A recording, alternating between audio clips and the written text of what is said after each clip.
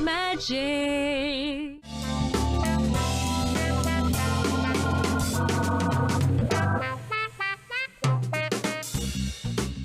Welcome to Food Magic, the show that explores the amazing food that we eat, its origins, some of those old wives' tales, but most importantly, how we can get the best out of its flavors. I'm Nadia Hing, and in this episode, we discover the magical world of ducks. Duck! Wait, did someone just throw something?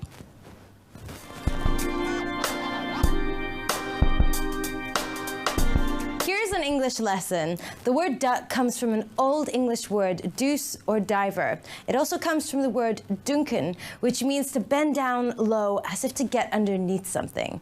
And so the word for the species of waterfowl became duck. Well, there are three main groups of duck. There's dabbling, diving, and eider, and over 90 varieties which can be found in the wild and bred for commercial use as food. That said, I think it's time to get to know our friend the duck a little bit better. The duck family of Anatidae, a group of aquatic waterfowls, counts swans, geese, and ducks among its species. Male ducks are called drakes, and I'm not talking about the singer, and females are called ducks, or hens. Ducks are usually elongated and broad with long necks. They're strong swimmers with webbed feet, pushing themselves forward, and they also have strong wings, as most ducks fly in the wild. Ducks were first domesticated in China 4,000 years ago. The recent advance in commercial duck farming brought this alternative poultry meat to the table, and now international chefs have come up with novel ideas on how to cook it. We can't talk about ducks without mentioning the Peking roast duck, of course. It has been an imperial dish in China for 800 years, famously for the crispy skin that is achieved by passing a flow of air between the skin and the flesh to separate, and then roasted in a clay oven. I'm amazed that Peking ducks have been served at royal dinner tables for centuries. In our own humble homes, roasting a duck on top of a wire rack, which is placed above a deep-sided roasting tin, can actually help to eliminate a lot of the fat that's actually stored in the duck skin. And it's time to give you some quacking good recipes.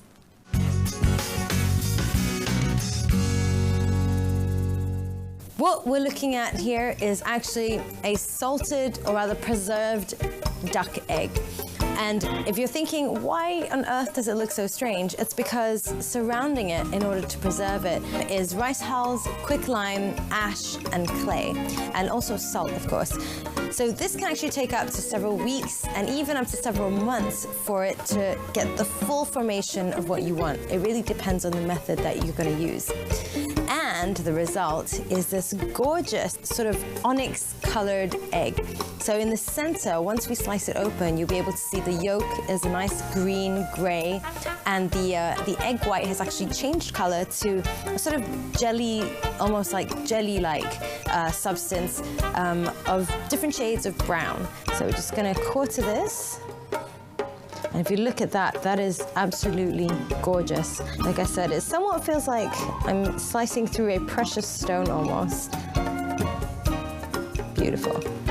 So the century egg can be served in lots of different styles. Quite often you'll find it in the form of a mixed omelette with different types of styles of egg, including the century egg, or it's often sometimes a topping of porridge. But in this case, we're serving it up with a nice chunk of pickled ginger, and this is really going to bring out that flavor from the century egg. So I'm going to put this aside and enjoy this later. But in the meantime, we're going to move on to the second dish of the day.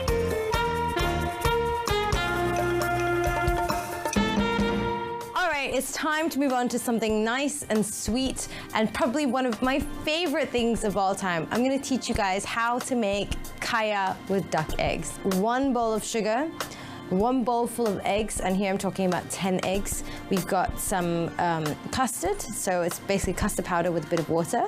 This is essentially what's going to add that really nice flavor to your kaya. This is a blend of pandan leaves, we've got cinnamon in there, fennel seeds, as well as coconut milk. And this has all been blended together already. Just be very careful. Look at those golden egg, our sugar. I'm gonna use all of this. So we've opted for brown sugar. So it's a slightly healthier version instead of fine caster sugar. And now we're just gonna whisk it all together. So just remember to add in your custard. This is going to thicken it somewhat. So just remember to continue to whisk it until it's all nicely coming together. So this is a really nice consistency already. We're going to add in the flavor to our kaya. So, like I said, this is pandan with some cinnamon, fennel seeds, and coconut milk. It smells absolutely delicious. Okay, give that a quick stir. We're one step closer to getting our kaya ready, but first, we have to get rid of any little foreign bodies. And this is just gonna get rid of any tiny bits that you don't want in your kaya. You want your kaya to be perfect, smooth consistency. There you go. Perfect to finish steaming. So we're gonna leave it there for about 20 minutes to half an hour. You can come and check on it every now and then. Let's find out how our kaya has done. It looks like it's all ready. Remember to keep coming back and stirring it every now and then so you get this nice consistency that's spreadable on your toast. Oh, wow. This could not be more perfect. Look at that. That is divine. I can't wait to have my toast. Now, this is gonna last possibly a couple of days if I'm lucky, but knowing myself, I'm probably gonna end up having this for breakfast, lunch, and dinner back to back all day. This is our little sweet treat made with duck eggs. Who would have guessed?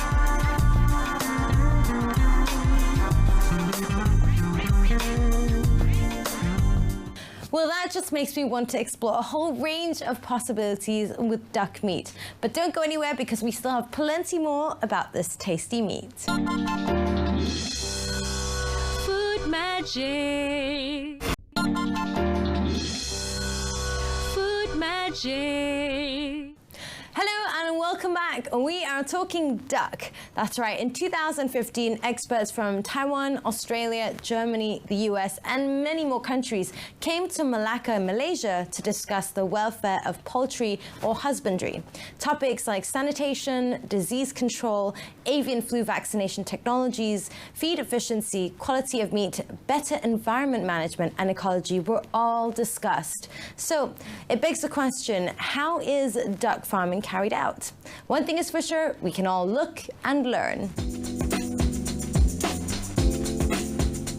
In developing third world countries, duck production is usually on a smaller rural scale around house compounds feeding the local economy. But large-scale production has taken off in advanced nations to meet the growing demand, especially from Asia-Pacific regions. Australia particularly processes 8 million birds annually and has a domestic industry worth an estimated 100 million Australian dollars.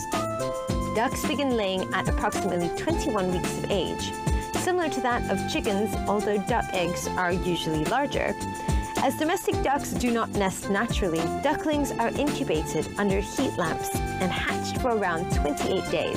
After this time, hatchlings are left to grow for another 3 weeks before they're brought into general areas. By 7 to 9 weeks, they should have reached maturity and a weight of around 3 kilos required for meat. Duck is a dark and tender meat, but it also has a very strong taste. And equally, it can also take a lot of strong spices. So the next dish we're gonna teach you is, let's just say, a little bit more, well, involved. And given the fact that not many people cook duck at home, this is a chance for you to show off.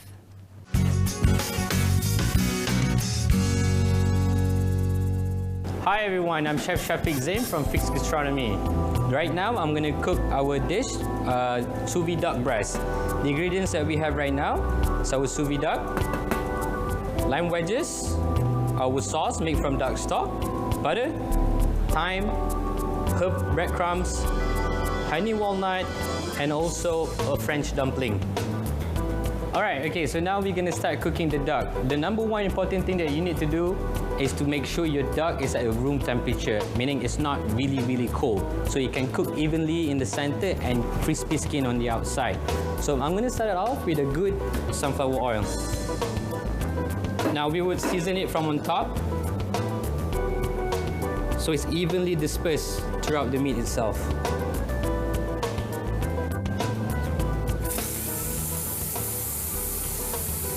Yep, that's the sound that you want to hear, the searing part.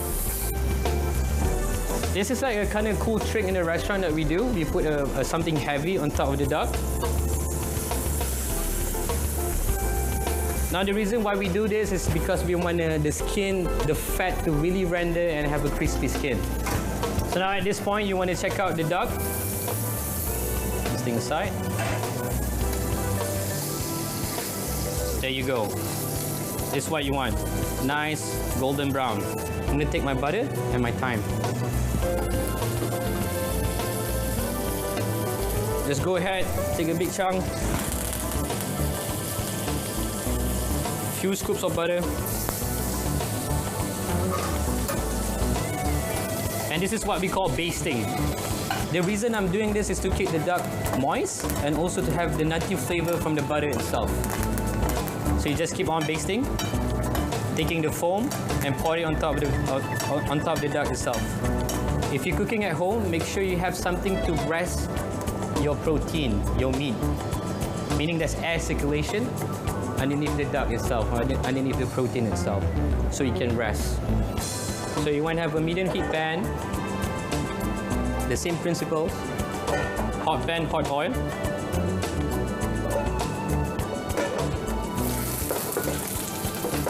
Again, that's the sound that you want to hear.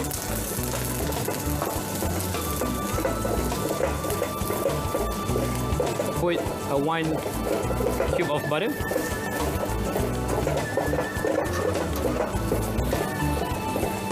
All right, and we're done.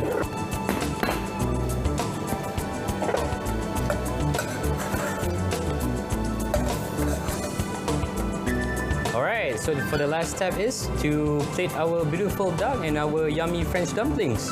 This is how we do at the restaurant.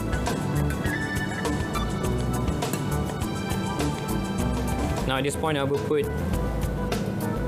some lime segments to have some acidity in it. Then we're gonna cover with herb breadcrumbs, honey walnut. Now it's time for the sauce.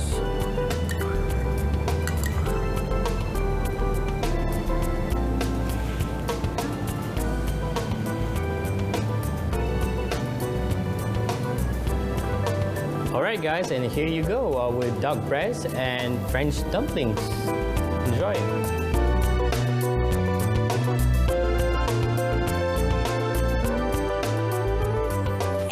Are definitely getting a lot more adventurous with duck. We are the world's largest consumers of it as a form of alternative meat and as a very important source of protein. So take a moment and ponder about that, and I'll be back before you know it. Food magic. Food magic.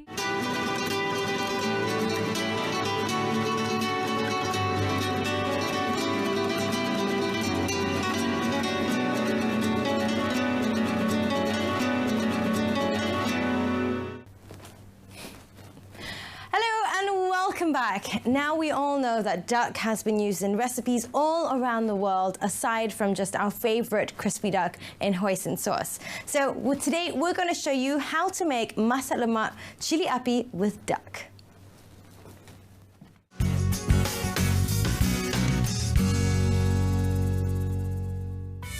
Over here, you'll notice a beautiful golden colored marinade. And in this marinade is turmeric, there's red chili, there's chili padi, there's also red onions, and belacan. So all this has already been mixed together to create this nice sort of consistency.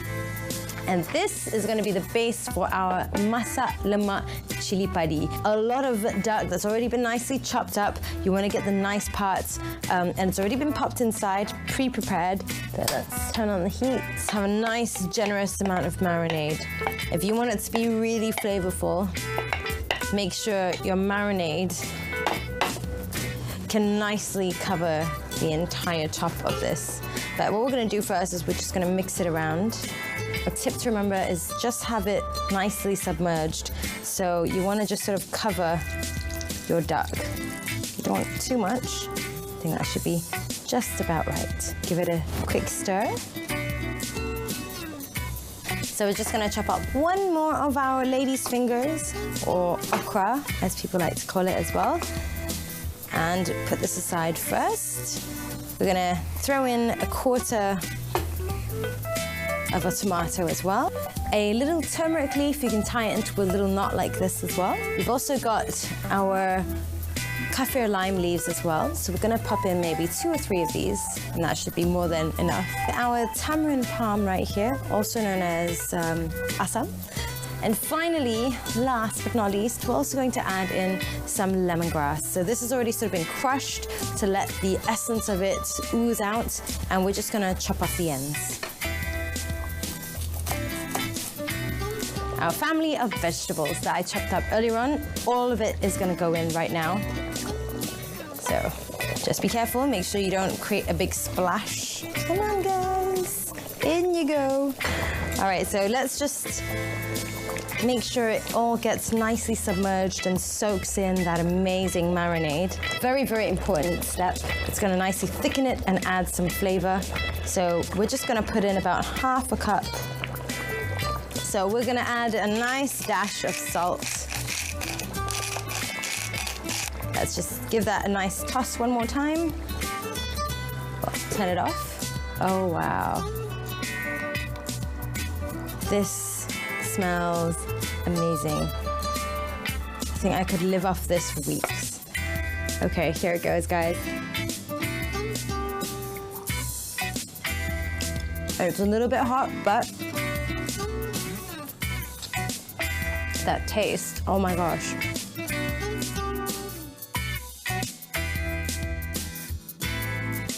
So Malaysians tend to serve up whole ducks during festive seasons, while Americans are slowly moving towards the trend of serving duck instead of turkey during Thanksgiving.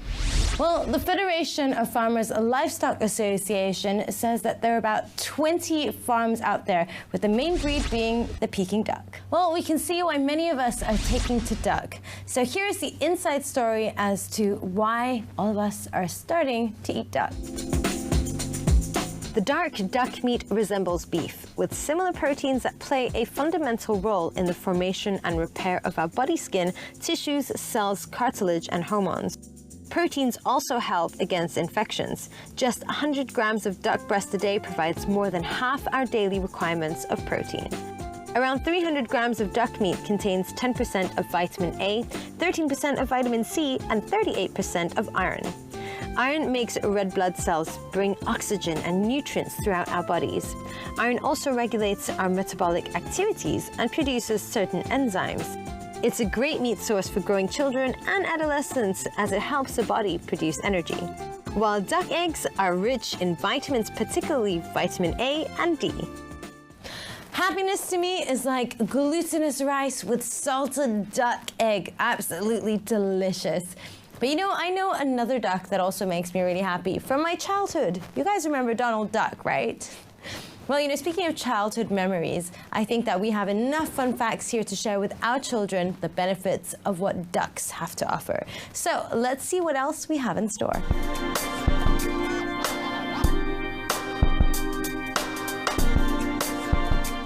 Welcome to a section of this program called Illusions. That's right, this is where we show you how to encourage your kids to eat healthy. And let's face it, that's not necessarily the easiest thing. So having said that, we're going to show you some fun, exciting bites that they will love.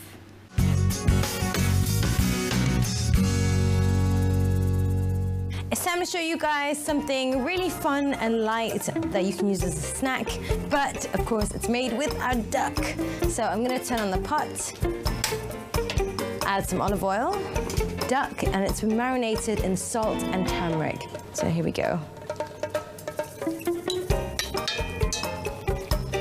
So we're going to cook this until it's a little bit brown and crisp on the outside. So here we go. Our little duckies finally matured. So here we go. The last of it. So we're just gonna lay it out on here and let it drip dry. So some of the remnants from the duck, the residue, the juices, it's all still gonna be left inside the pot together with the marinade of turmeric and salt. And there you go. And together these guys are gonna be the best of friends. So we'll cook this for a short while before we add in the spring onions because they cook really quickly.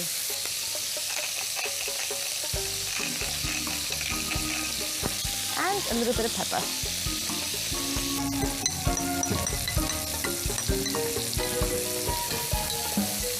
Something so simple, so easy.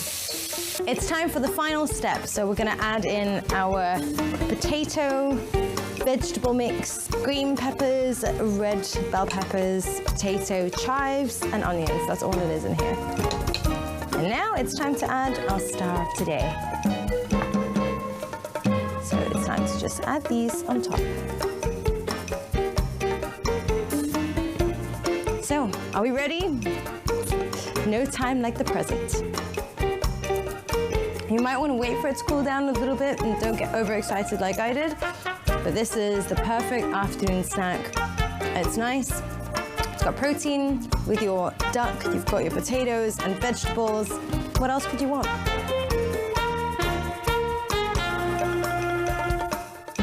Well, that last dish was just going to fly off the plates. I hope you guys have enjoyed this episode. Sadly, we have come to the end.